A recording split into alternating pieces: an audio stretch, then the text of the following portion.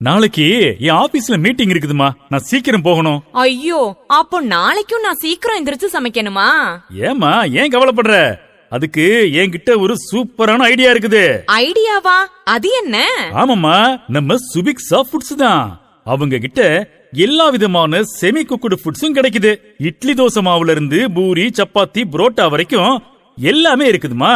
இனி டெய்லியும் விதவிதமா சாப்பிடலாம். செமி குக்குடு ஃபுட்ஸ்னு சொல்றீங்கல்ல, உடம்புக்கு நல்லதாங்க.